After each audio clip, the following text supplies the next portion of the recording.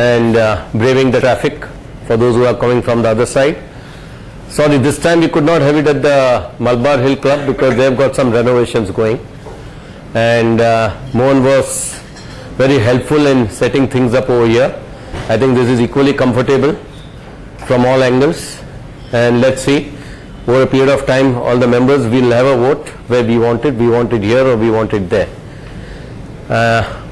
Okay, to start the evening, first is I'm going to start with a very current topic which is going on. Is everyone is excited about real estate, and there are certain fantastic fabulous deals of luxury villas or luxury flats available today in the Indian markets. I'll start with that. Then afterwards we are going to have a presentation, a speech by Warren Buffett. It's a video presentation, and why we thought of this is because today in these times when everyone is talking India is a hot destination, we should be investing, I want some sort of cooling spread over all our minds that, well, you cannot invest when everyone is investing. You make money only when you invest when nobody is investing, and you sell when everyone is investing. Not that I am recommending that you sell your stocks, but sometimes it pays to even write the winners and sell off your losers. There could be a lot of type of stocks you would have bought which were bought in crazy times. They have become junk stocks. Now again they have started going up. Well, these are the times to sell off those junk stocks rather than be greedy. Oh, now again they have started coming, so now different stories would be coming out, so don't get tempered by them. And lastly, Rajiv, my colleague, he'll be talking on the banking sector. And why banking sector? Because that's also is one of the current topics in the markets today. Because a lot of PSU banks, the bank as index has also gone up. Every media channel, newspapers, they're recommending PSUs banks comes first because they are the most listed in the markets. This is going to be a program which will be followed by our cocktails and dinner. Announce people to switch off their cell phones. Yeah, please, if you can give me little respect, then switch off your this thing. All the respect, why little? No, then you switch off. If little respect, then you keep it on vibrate mode.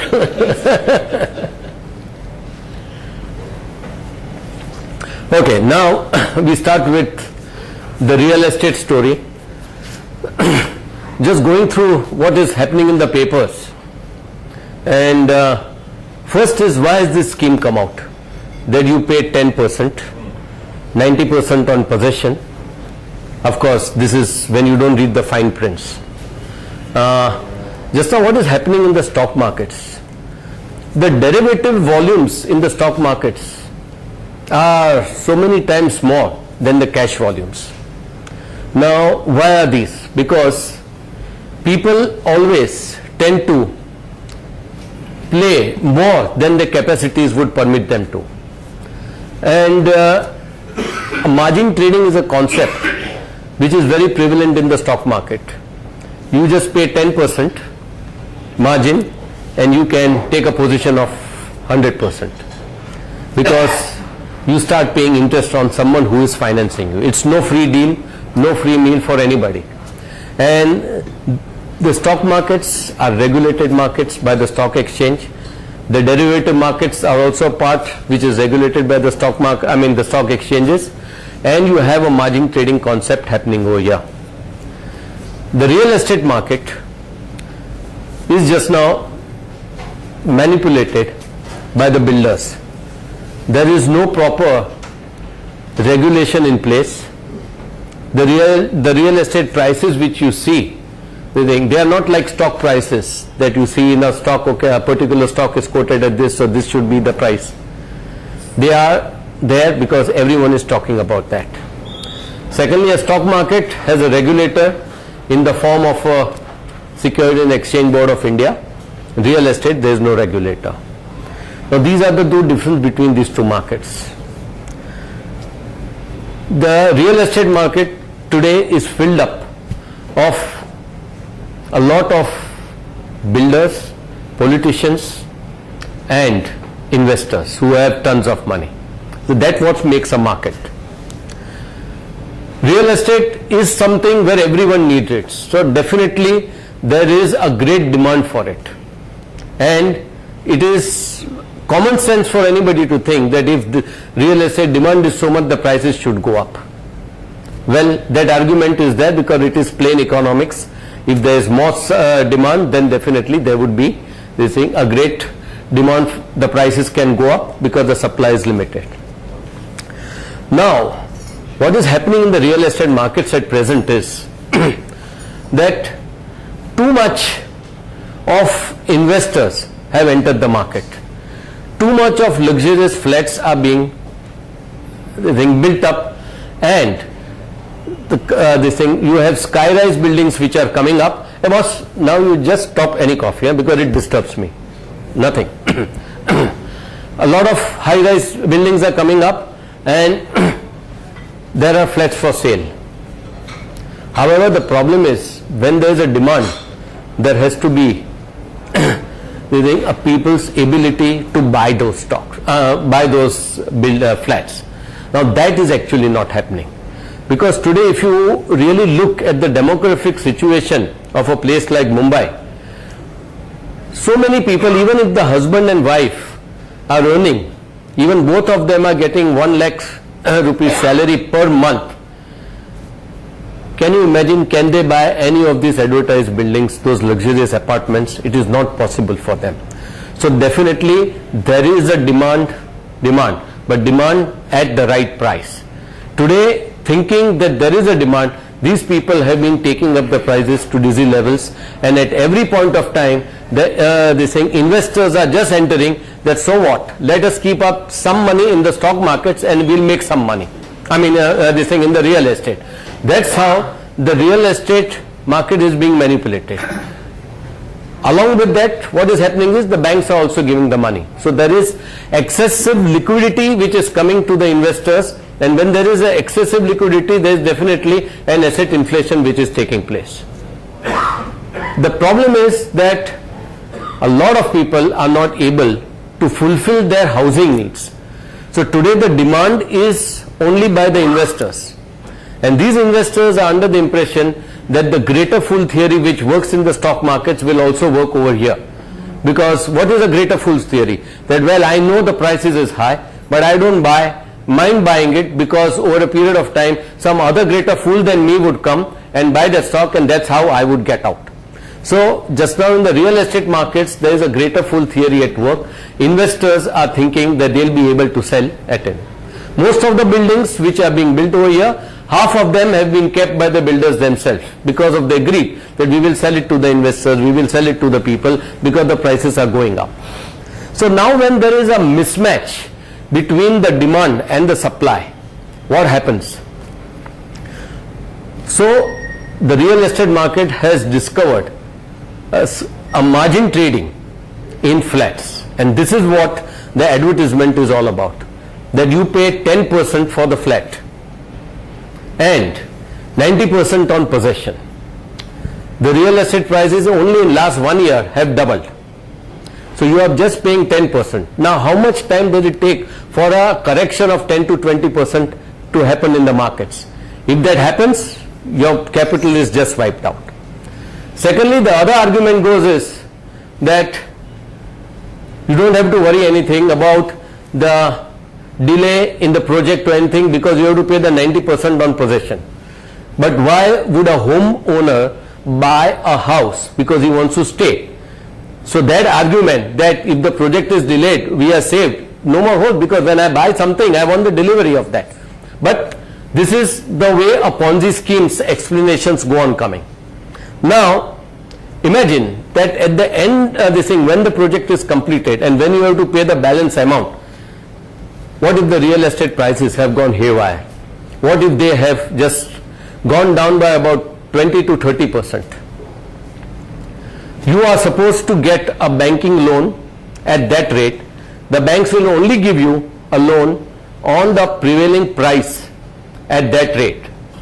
If you have bought this piece of luxurious apartment at a rate of 25,000, and when the possession comes, suppose if that is 20,000, as it is, you have lost your capital, the 10% is gone, and the bank will give you a loan only on 20,000. So there is going to be a difference, and this is a sure way of people getting into a debt trap. There are certain conditions which are attached in the fine print which people don't even read. To get out of the, first is you cannot get out of the deal. Once you pay 10%, it becomes very difficult for it, or there is a hefty price. In fact, Rajiv just told me that he had phoned up one of the builders and they told him that 5,000 rupees per square feet was your charges to get out of the deal. Now, with such things, you cannot get out of the deal.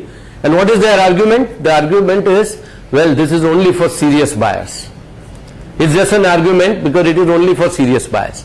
Now, serious buyers are always looking at buying something and going and staying over there. A serious buyer is never going to buy over here because he doesn't know when the project is going to be completed also.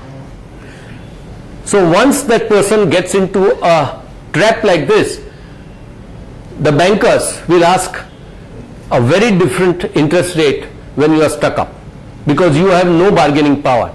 You have paid 10% on it on possession. If you are getting the delivery, what is the you have to pay the market price. The bank will tell you that you have to pay the price which you have contracted. The bank will tell you that, well, I can only finance this project on the prevailing price which is going on. So that is where you're going to have a big mismatch. So with all the debts, after having got into the debt trap, imagine what can happen to you is when you get the possession, all these luxurious apartments, their outgoings are ultimately going to kill you. The outgoings are very heavy. Now with this sort of a situation, why this scheme may work or will work is because people always tend to buy based on their emotions. Now today you see a luxurious apartment, you also want, I don't want to beat the traffic, let me buy at a house where they have a health club, they have a swimming pool. But all these don't come free. They're all added to the cost. And today the way the inflation rates are going up, people have to think 10 times before they make a commitment of the future to pay such high rates. So I believe that this is just a Ponzi scheme, developed by the builders who are not at all regulated. Whatever prices you see is prices is quoted in the papers, or prices which are quoted by the investors, because the investors have bought, because the endowment effect is there. If you have bought something, you always think that it is a very expensive thing. And today where crony capitalism is working, these schemes will flourish, and I think every one of us has to be very careful. Even if you don't want to buy a house to stay, even to make an investment in such a scheme is impossible, because if you really analyze the scheme, the builders are actually taking 10% of the inflated value of the flat as a loan from you without paying you any interest. And you cannot ask for that loan back, because if you ask for that loan back, it's your own money, then they penalize you. So I think the current topic of really the real estate boom, I think this is a big bubble in the making. The newspapers every day which you see, 1/3 of the advertisements is by these builders, one page. If you read in the papers, the brokers are paid 2% brokerage. Over and above that, they have different types of schemes where they give you Mercedes cars, and all those freebies. Now that itself shows that investors are not able to get out of the real estate, and at least we cannot make a mistake by getting into real estate. The demand supply mismatch is never there, because a person has to be able to afford the price of the real estate if he has to stay. Bankers can give you a loan, but at what cost, that's going to be important. So at present, I believe that as the stock markets are maybe a safer place than the real estate markets. Stock markets, they are regulated by the exchange. You know the rate which is quoting in the markets is the right rate, because there is a buyer and a seller willing to transact, and there is a regulator like SEBI in place. This real estate market is made up of big money big politicians, and you have to think twice before getting into that, because you will never be able to fight. Crony capitalism, you may be thinking, I've got this deal, you'll never be able to fight, because everything is against your favor. And whom will you fight? Those people who make the laws, those people who are this thing big, you cannot fight them. So best is don't go near that. Thank you. I'll take any questions if anybody has. Yes.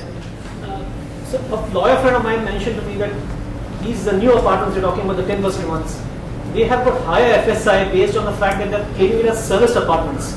So the fine print says it's probably on a lease to you for a long-term lease rather than your ownership. I don't know the details, but probably that is one of the very, very fine print. Manoj, my word, crony capitalism takes care of everything. Everything. You don't know, because see, you have to be a genius, evil-minded to even think of all these things. And we will, unless we call them, like Rajiv called those people and told them, this thing, you show me all these things, and you realize that. And you are right. In fact, some of these FSIs they have got because they first told that we are building a hotel. For hotels they are different, and then they converted. All sort of crony capitalism is at work in this country.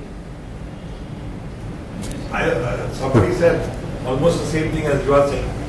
They are collecting 10% because they are thinking that there will be a downturn in the industry. So they have blocked so many flats with so much money.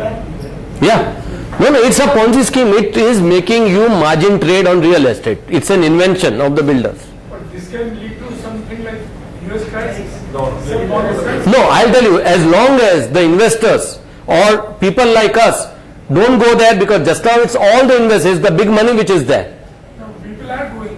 No, there are some people. See, greed. This scheme has been only built up because of the greed of the people. That is what I'm saying. When it will fail, once the bubble bursts, there could be a lot of repercussions. See, I had one argument with someone else, and he told me, well, every time the real estate prices are going up. I told, yes, every time they are going up, but there's always a slump after that. Even here also, just 2 years back, there was a slump. Then again, it allows you to buy the right people. The right home. See, we require homeowners today. Today, the homeowners are not capable of buying.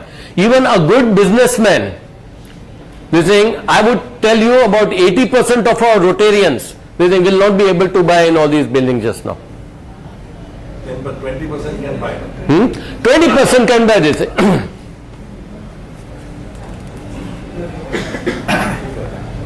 Yes. So Parag, this real estate bubble you're saying is only in the under construction buildings, or even in the ready buildings you think the prices are, it's overpriced? No, I'm talking about when they are offering such schemes, 10% and 90%. That's where, yeah. If you have to buy a flat and if you have the money, I would definitely buy, okay, I'm paying this and you give me this ready, this thing. This is what belongs to me. In ready buildings also you think the prices are hyped up too much right now? Yeah, prices are definitely hyped up. Because you ask, see, we are only looking at South Bombay, but you ask a person who is this thing well placed in a good bank, this thing a good position, he and his wife both are earning for them also. It becomes very difficult to buy these properties. Even certain this thing businessmen, it becomes so difficult to buy. Suburbs now prices have gone up. Kandivali, Borivali is now 15,000 and 20,000 they're asking. Everywhere means there is craziness. There is craziness. And why I am saying it's a craziness? Because the person who really needs the house is not able to buy it. See, that's why it's a craziness. Yes. If you have land in the South Bombay, is it good to sell now or to hold? Hold on, when the party is there, you make merry. See, I'll tell you, Kishore, it's a very good question. If you have land, there's a very big difference between a land and a flat. No, land. When you are a property owner, they're saying it's a fantastic thing to happen. Just now what is happening, that property prices are heavy, but the flat prices are way more distorted. There's a very big difference than being a property owner and being a flat owner. There's a very big difference. So if you have land, you can definitely hold on. If you don't require the money, that is. He is afraid it might fall. Huh? The prices will No. Land is different. This flat is something very different, And there is no more available. No, yeah, land is not there. Flats. Land would be valued as per the flat prices that you can... No. Land would be much more better valued, depend upon, see, just now how they would value it, depend upon the FSI, you will get this, that. But when you are buying a flat, it is very different than being a landowner. That's what I'm saying. Because if the flat is there, if the flat falls down, where is yours? Can you prove that? Where is yours? And your land, it is there. This belongs to me. That's the difference. If you pay 10% and you're supposing at the end of the term you don't take the possession, what happens? You 10% you pay. You ask those guys, you call them, you spend 4 days, then they will this thing, then you will be respecting their intelligence, you know.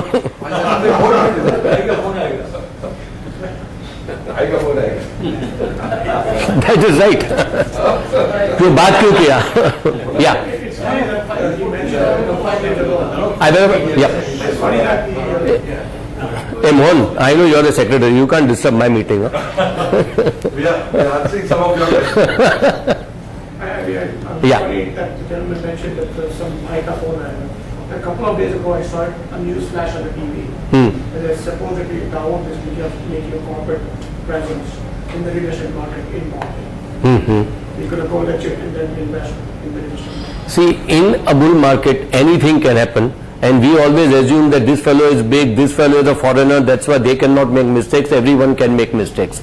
And I don't know if you were there about 2-3 sessions back, Rajiv had shown that video on the Chinese markets, you know, those ghost cities, where every investor is waiting for the person to come and they cannot afford it. So in China, we are already, they had the construction boom, they had everything, and nobody is coming in. These are concrete jungles.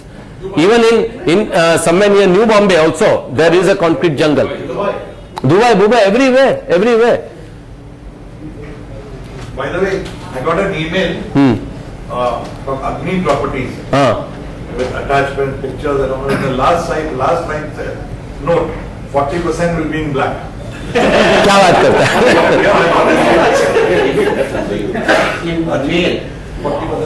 Now can you imagine at what chronic capitalism is working in our country when those people have the guts to say that I want 40% in black. I think it's something to put in writing, it's something to be shameful. We are talking about India growing with something to be shameful. Anyway, okay, Rajiv, you will take over this thing. Thank you. And now Rajiv will just on the video. Thank you.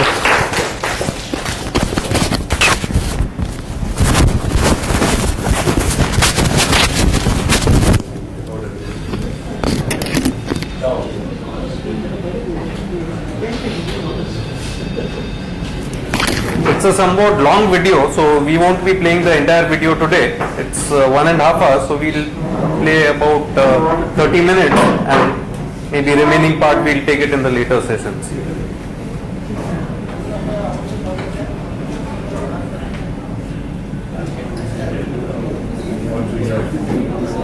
I am walking with the world's second richest man on a stroll through Central Park in New York on May 2nd, 2004. We have spent the last year in various places in conversation about his investments, his philosophy, and his family. He is not just rich and smart, he is very funny.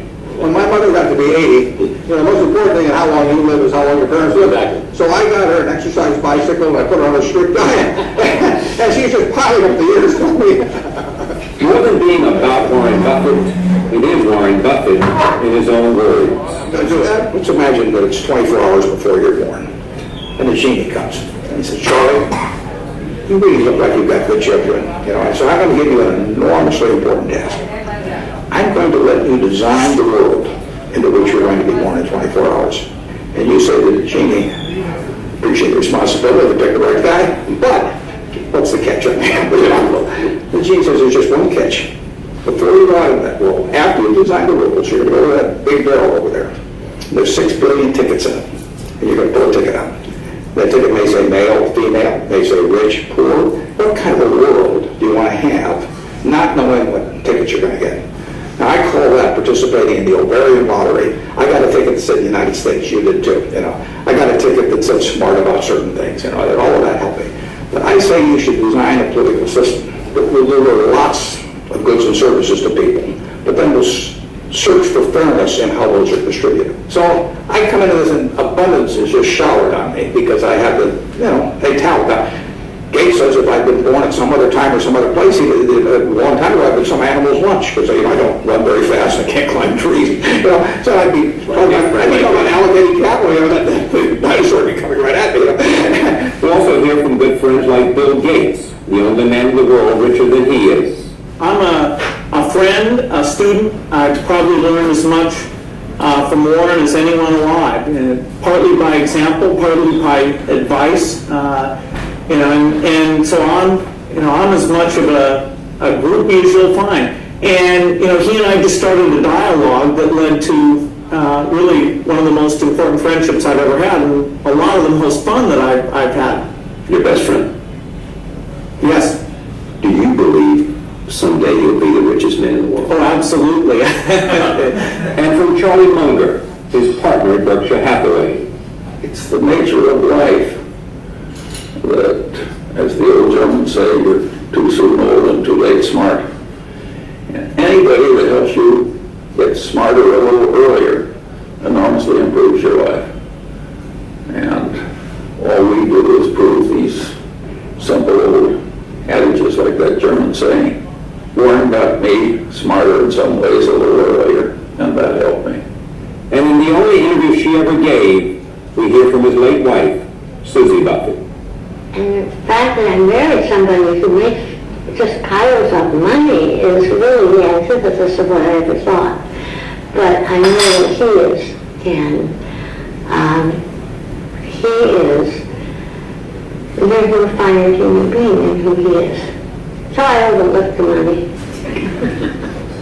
Susie Buffett died on July 29, 2004 of a stroke while vacationing in Cody, Wyoming with Warren and friends. She had recently come through successful surgery for cancer of the mouth and the difficult process of learning to speak clearly again. This documentary about Warren is made in appreciation of Susie's life and is dedicated to her.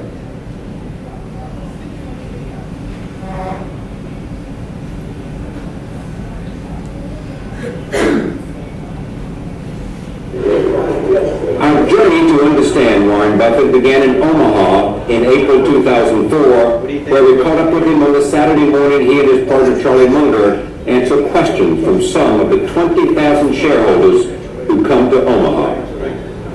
They are stockholders of Berkshire Hathaway, a company with a market capitalization of $135 billion. The company owns part of some of America's most famous companies: Coca-Cola, the Washington Post Company, American Express, and Procter & Gamble. They also own a number of small businesses, including Fruit of the Loom, See's Candy, Dairy Queen, and the Nebraska Furniture Mart. Buffett's share is worth $41 billion. He could, with his own money, buy General Motors and Ford together, or he could give every person in the world $7 apiece. Warren Buffett is a legend. He's an object of fascination, frequently appearing on the covers of magazines and part of thousands of newspaper stories.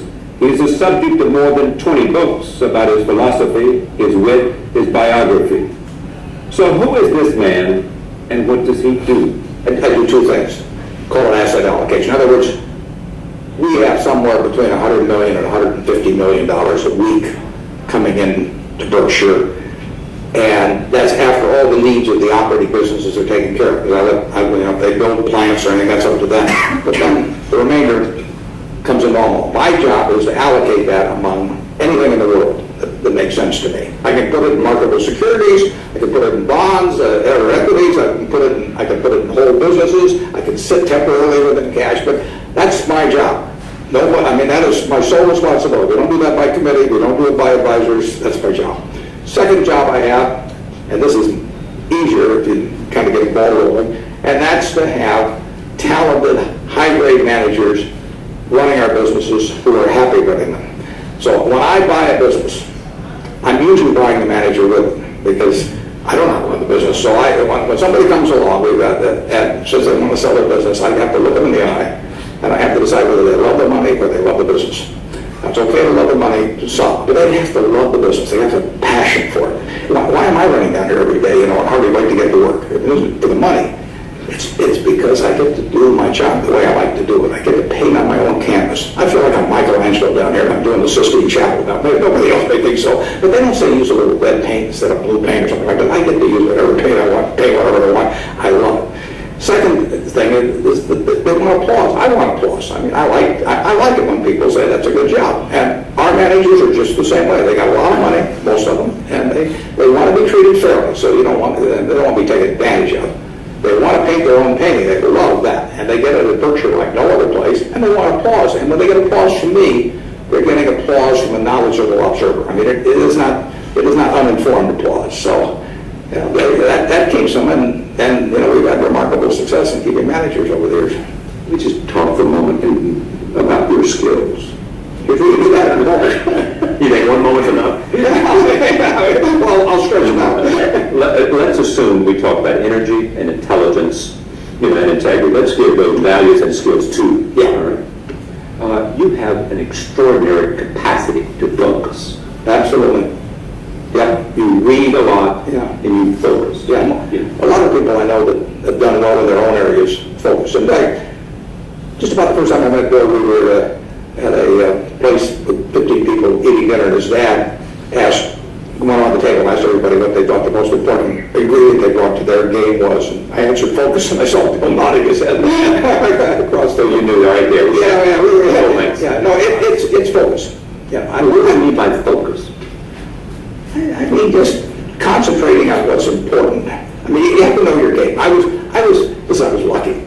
I was born wired a certain way. I didn't have anything to do with it at all. I was born at the right time in the right place. Huge capital markets. America couldn't have been anything like it any place in the world. So here I am wired for it, and by focus I mean using that wiring basically and trying to get it so that there's a little flickers here and there, that sort of thing. But that's what Tiger Woods does. I mean that's what Michael Jordan is. I mean, if in an investing business, there is no called strike. So when the pitcher throws you U.S. Steel at 25, Jello at 45, Microsoft at 27, there is no called strike. There's only a strike when you swing at the ball. And you can wait for the things you understand. You don't have to swing at the ones you don't understand. Ted Williams wrote a book called The Science of Hitting. And in that book, he had a grid of 77 little zones in the strike zone.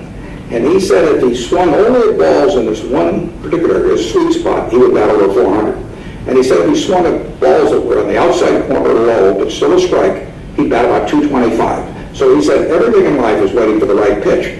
Now in baseball, if you have two strikes already out, you get one of those 225 balls, you still have to swing at it because it's better having another ball. So in investing, you never have to swing. Now if you swing and miss, it's a strike. But if you wait there and the pitcher gets tired, just keeps throwing balls at you, and finally you see one right in your sweet spot that you understand, you swing it. You only have to do that a few times in a lifetime. I mean, you only have to get a few hits because you don't have to get out there every day and take 5 at bats and stuff that are long. Warren Buffett has constructed a life which enables him to do what he loves in a way that is totally comfortable and totally productive for him. We talked of how he lives his life with a dinner at Garot's, his favorite steakhouse in Omaha. Give me a sense, walk through a day for me. You wouldn't believe the day. I mean, I come down and I one time. Well, I do some reading. I usually read a lot of papers at home. So I get up around 6:40. Paper or online? Most of it regular paper, but I also click on some things. Yeah. You have a favorite list too? Yeah, right. I think we have a Charlie Rose show up there. I want to see who's out here, but I really do. So I get up about 6:45 usually. Yeah. But I may get to the office at 9 o'clock. I may get there at 8, depending on what's going on. But I have no schedule to speak of. I mean, here's my date book, just take a look, Can I do this? This is not jam-packed. No, it's not. It's 8 o'clock, 9 o'clock. I just don't do it. So I don't want to live that way. You decided that a long time ago. A long time. I decided that when I was delivering papers, when I was a kid. I mean, I knew what I enjoyed and what I didn't enjoy. I like delivering papers. I still did. I would deliver paper. But I don't want to be head of IBM or General Motors or... Well, why not? Because your life is too taken up by things you don't really have to stop. Yeah, I just don't want to do it. But take 9:45, you get in it. And then I do more reading. I read 5 newspapers a day. Yeah. I read all kinds of annual reports and magazines and 10Ks and 10Qs. And so I would say I spend 75% of the day, at least, maybe 85% reading. And I spend the rest on the phone, and I make I buy or sell any of the stocks or bonds or foreign currencies. I mean, but that doesn't take much time because we're not doing that in not a broad scale. And then I go home and I play bridge or read some more. You go home at what, 5, 6 o'clock? Yeah, although that can be, there is no, I don't like the There's no structure. schedule. I don't like the structure. If you want to go home at 3, you go home at 3. You want to go home at 7, you go home at 7. Exactly. And if you read more Yeah, usually, or play bridge now more. online. Online. I would pay, and I don't mind saying this to people who own it because they don't know how to get it from me. I would pay $5 million a year for the ability to play online bridge 12 hours a week. It's worth it to me. You know, if I compare it to the cost of a second home, which wouldn't mean a thing to me to speak of, or a yacht or a boat or whatever it might be. I mean, Well, you tell you to be able to if you deliver 12 hours of enjoyment playing with my sister in Carmel or whoever it may be, you know, doing it in a few seconds, clicking on great, you know, interface on it, I pay it, but they can't figure out, so I'm paying about $95 a year. Principal very good is that and bridge and friends. Those two things. And the bridge and the Friends intersect, of course. And, I mean, this Saturday I'll play with Bill. At 10 o'clock, my time, 8 o'clock his time, we'll play for a couple of hours.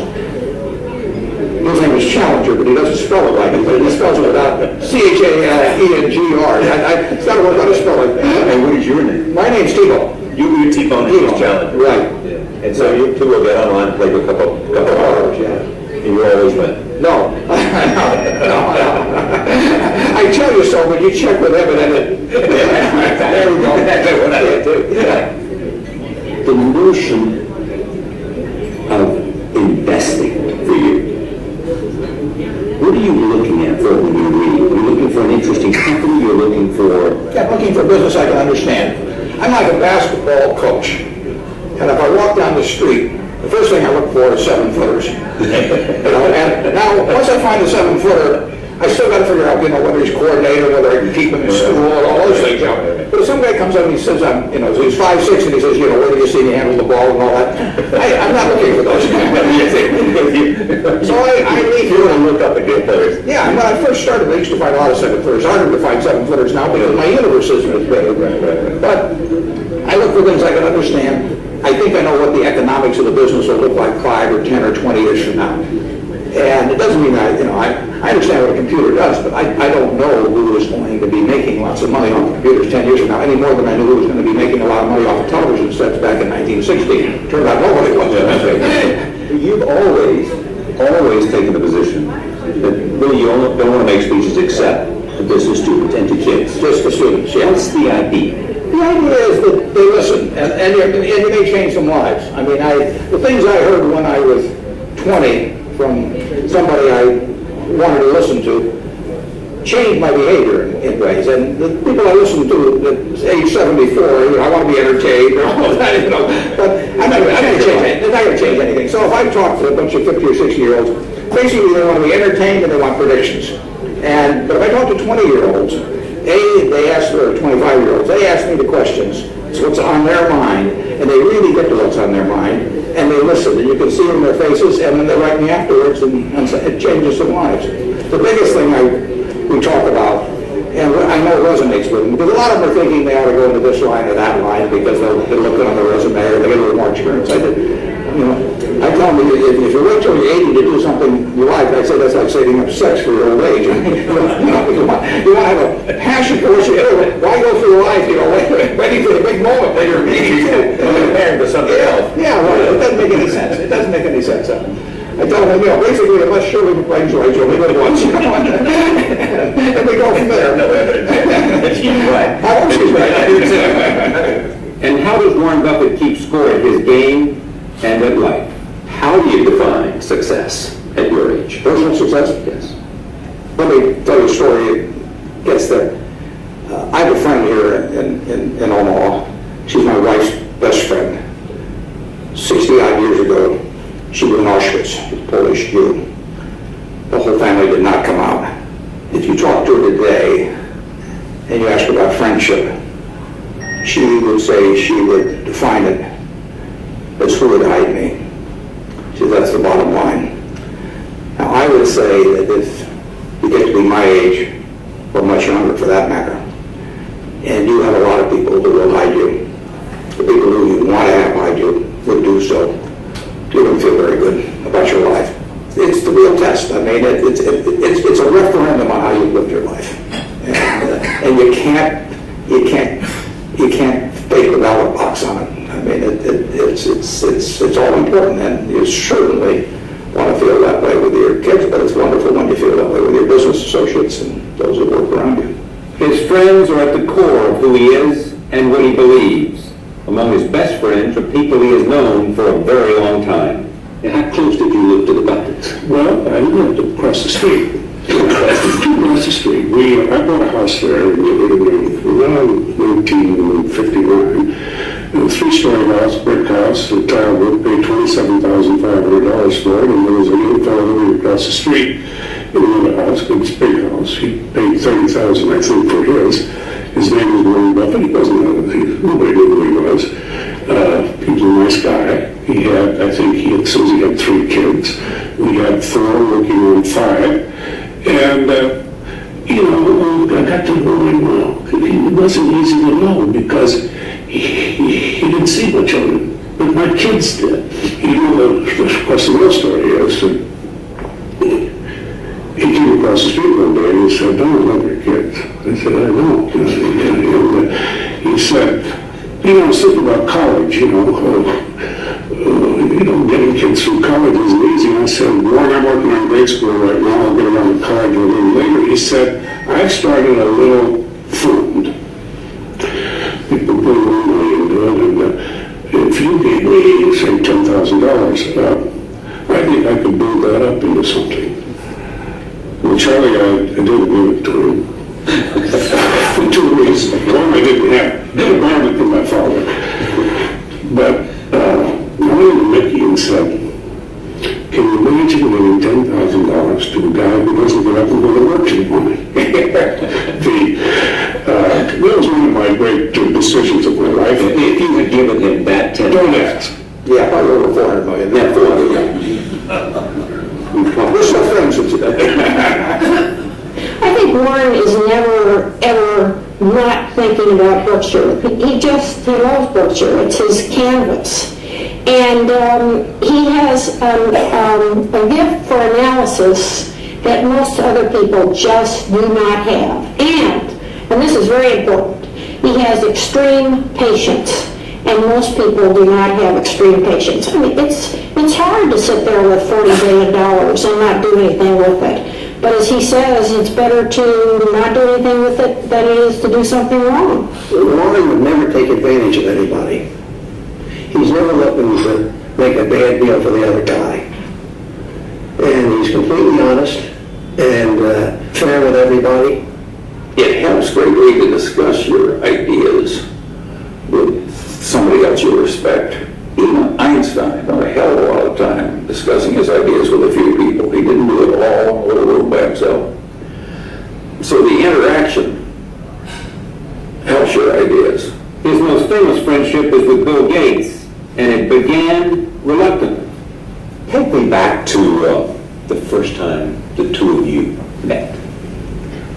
Well, he didn't want to come. Let's start with that. You didn't want to come meet Warren Buffett? Well, I wasn't sure what I was going to talk to him about, and I was very busy, but my mom had a great group of people coming out, including Kay Graham and Warren, and kind of insisted that I come out there. So I actually took a helicopter out, thinking, okay, once I've done what my mom expects, a couple hours, I'll be back to my work. But then it was fantastic. I want to get to fantastic, but why did you want to meet Warren Buffett? Well, I was. Everybody always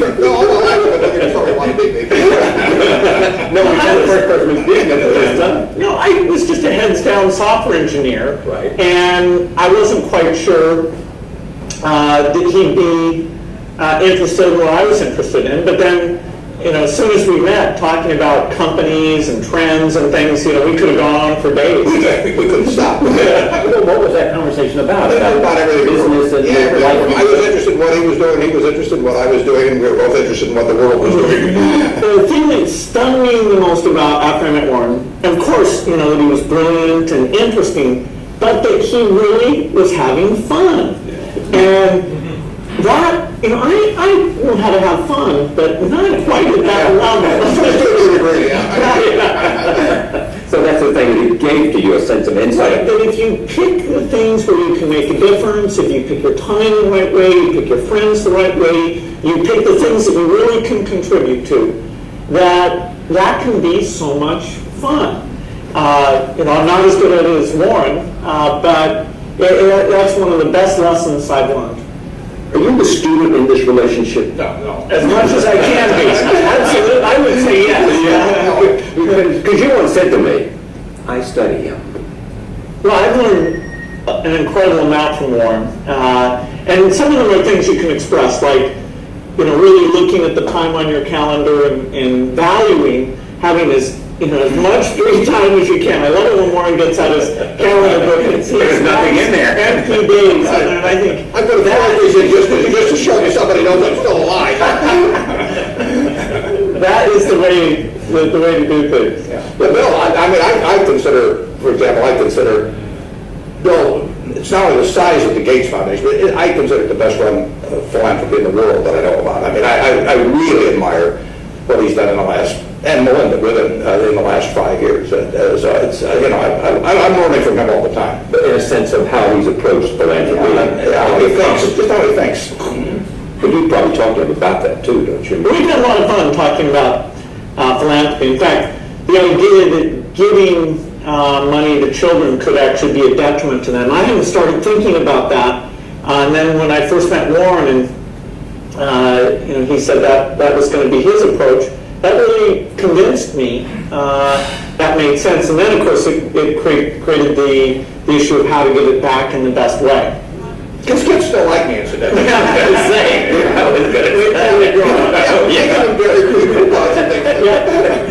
Here's some ice cream. Don't worry about the fact. There's no more. There's only a modicum amount coming. And my daughter always refers to Warren as the man who works at Dairy Queen. Don Keel refers to him, his kids used to refer to him as a man who was upstairs playing with trains. It's a strange life you've led. I'm big with kids. But the difference about philanthropy, which everybody talks about, and everybody is admiring the way you did it and how you came to it, what did you learn other than the way he's approached it and how he has organized to do it, and Melinda, of course, together? They're both incredibly rational in terms of thinking, what can produce the best results from society, for society, from this significant chunk of money. And so they set a framework first, and then they both become extremely smart about the best way to execute within that framework so as to get the best results. And they're both young, so the world is going to benefit enormously, for decades. But I've seen a lot of people give away money in some of them, and there's nothing wrong with any of the ways as far as I'm concerned. But people generally aren't as thoughtful about it, in my opinion, as Bill and Melinda have been, and they get better at it all the time. And you understand his philosophy, which is, that it is compounding, so that when he dies, in which he says that he wants people to pass by the casket and say, wasn't he old? Yeah, right, yeah. Check my pulse. The idea of that he's best at generating income. Yeah, it's a personal choice. Warren has done some giving, but the bulk of the giving would be through his estate. There's no perfect way on it, but Bill. I'll just stop over here. This will go on and on. It's a 1.5 hour video, so we'll probably take it up later on. Yeah. Some gambling after some philanthropy.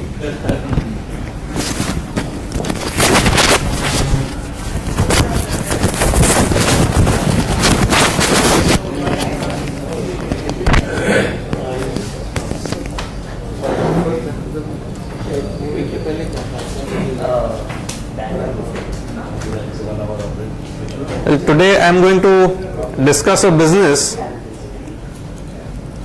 which is in some ways, according to me, like gambling. This sounds very strange, a person who's maybe focused on value investing or someone who always talks about not losing money, talking about a gambling business. I'll explain further as to why I say this, and I don't say this lightly. We'll quickly look at the characteristics that we had spoken about earlier. What are the things that we look for in a business? We want management which is honest and competent. We want good business characteristics like high return on equity, entry barriers, predictable business, blah blah, various things we have spoken about in the past. So this is a unique business which has very high entry barriers. You can't just wake up one day and decide that you want to start this business. It's not that easy to get into this. There is a possibility of getting very high returns on equity in the business that I am going to talk about. It's something which has been around for maybe 100 years, 200 years. It's been a very old business. It's not some recent invention. So it has most of the things which are good. It again has a somewhat predictable growth path. Each year, this business does more volume than what it had done in the previous year, most of the times. So then what are the real negatives about this? The real negatives is it's a very highly leveraged business. So usually we talk about investing in debt-free companies or low debt companies. This is the complete opposite of that. This is a business which has a maximum amount of borrowing. It is possibly capital intensive. I'll explain why I say that. And again, when we talk about investing as partnering in a business, this is a business where the managers will tell you the least amount possible as to what they are really doing in the company. So the business that we are talking about is banking. It's been around for centuries. Maybe even Shakespeare has written about it, and it has a long history. And globally it's a regulated business because people's deposits are involved. It's not very easy to get into this business. And in India also it's quite regulated. As in any business, there are good managers and there are bad managers. You can select banks with good management. So that is within our control. The reason why I say it is capital intensive is not because you have to set up factories. You don't have to put money in any fixed capital formation. But the size of your balance sheet, your net worth has to continuously increase to support a larger and larger balance sheet. So to that extent it is capital intensive. The transparency is very low. Reason why transparency is very low is if you pick up any bank balance sheet, you will just see the broad headings: investments in government securities and in others, and advances, and it will say priority sector advances or some advances to high risk sectors like capital markets or real estate. But beyond that it won't tell you much. It won't give you the names of the borrowers who have borrowed. It won't tell you about the various off balance sheet activities that a bank is doing. So that way transparency is absolutely pathetic in this sector. And of course there's huge leverage. We'll see some examples later on.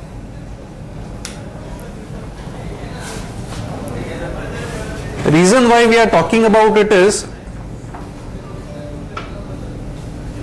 in the past, for many years, things went on smoothly. Suddenly, things came out of the blue and many investors lost what they had built over many years. This is a characteristic unique to banking, that you have these periodic bouts of house cleaning. For a very long time they have the capability of brushing all the dust under the carpet. no one outside the banking system will know what is wrong with the sector. And one fine day, everything will go bad. Things will have to be cleaned up. Government will have to bail out a lot of banks. And then again, business will carry on as usual. We have seen this in all sorts of markets, developed markets, developing markets. In India, maybe around 10 years back, we had this scenario where you had banks like Indian Bank, UCO Bank, and Global Trust, of course. These came later, Global Trust and all of that. But many of the public sector banks were virtually bankrupt. So Indian Bank, UCO, United Bank of India, all these had to be recapitalized. Even larger banks like PNB and Bank of India had to seek big capital infusion from the government. Recently we have seen similar things in the US. So here today we'll see what happened to Bill Miller. Bill Miller, of course he is alive today, it's not that he has died, but this is a hypothetical tombstone that I have made for him, that people will remember him as the person who invested in bank stocks in 2008. That will be the highlight of his life probably. This Bill Miller was a superstar fund manager. He was the only fund manager in the United States who beat the indices 15 years in a row, from 1991 to 2006. So if you look at this chart over here, the red graph is the value of an investment of 10,000 in Bill Miller's fund, Legg Mason Trust. So as you can see, the red graph far outpaced the green graph. So he had cult status in United States. So 10,000 reached 110,000 in somewhere about 2006, as compared to what the index would have given somewhere around 65,000. That's where the strong run ended. From there, it's been completely downhill, and somewhere in between we had that 2008. So in 2008, $110,000, if we look at it, it came to around 40,000. So around 60-70% dip from the peak values. So all his work over 15 years got wiped out in just 2 years after 2006.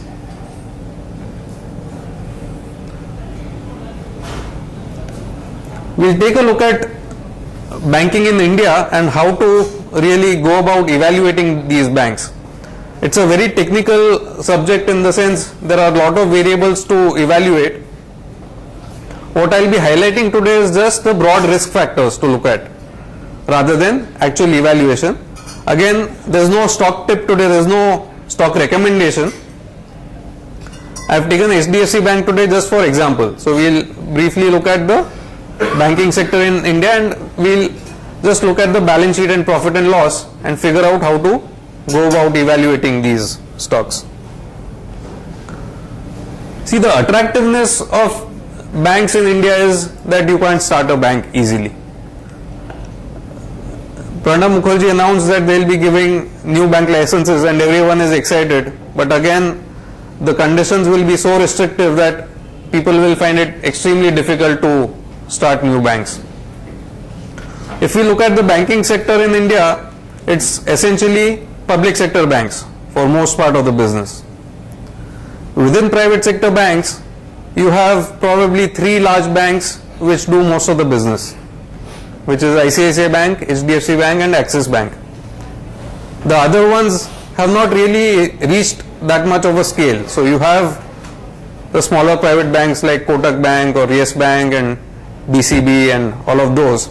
You also have some old private sector banks like Karur Vaisya Bank and all that. But really no one of that scale.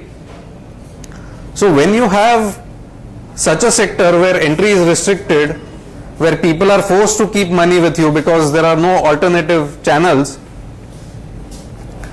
and also it's a unique business. It's one business where the regulator regulates something which is to the disadvantage of the consumer. Any other business you will see regulators coming with guidelines which will benefit the consumer. In this sector, RBI will come out with a guideline saying banks can't pay interest on current account deposits. Banks cannot pay more than 3% on savings bank deposits. So by regulation, they are enabling the banks to generate more profit. In other businesses, people will say you should either lower prices for consumers or you should pay your suppliers fairly, etc. Here it's the other way around. So when public sector banks are working for maybe social objectives or for increasing branch penetration, you have very few players who are really looking at this as a commercial venture.